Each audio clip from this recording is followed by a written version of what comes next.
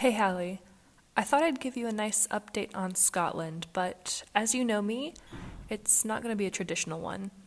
I've been here for a month and I've definitely done a lot of things, but what's more important to me is why I'm doing them and what impact they're having on myself and others.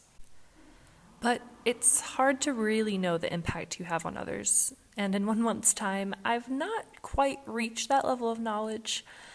But what I can tell you is how others have affected me and the observations I've had along the way. And in the meantime, I'll show you some more pretty views from where I live. About 2 weeks ago, I attended my first official Firestarters weekend as a leader. And as you know, Firestarters is one of the marked reasons of why I returned to Scotland. So, of course, it was important. While on my DTS and even when I was back in America for a bit, I definitely felt so excited to be part of such an amazing youth discipleship program. And I knew that was where God was calling me. But when the weekend finally came, I was actually not that excited. It's as if I forgot that anticipatory zeal I had months before. I was just going through the motions. But the first night, right as the weekend started, one of the students came up to me and gave me a huge encouragement. She told me she was praying for me that weekend, and she asked God if he had anything he wanted to say. So, now I'm not going to go into the specifics, but it was extremely encouraging. Not only was the word about how God was so proud of me for following him here, but it was exactly what I needed at the time.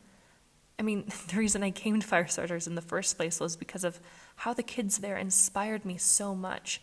Their passion for God and utter boldness makes me want to become a better person.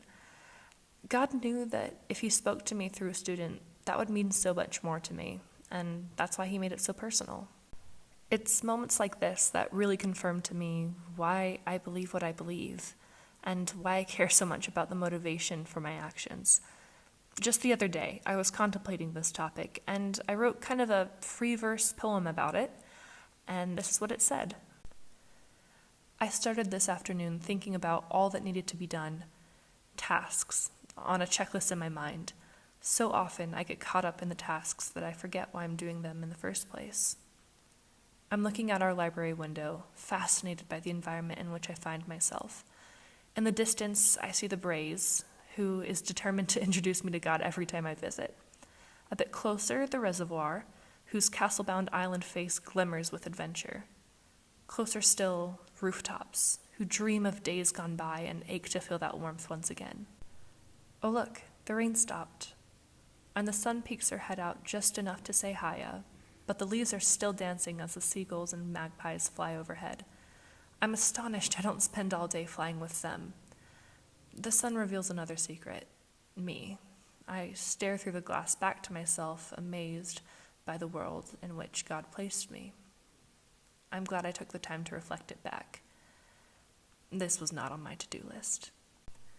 And Hallie, even though this video was on my to-do list, I hope something I said makes you think.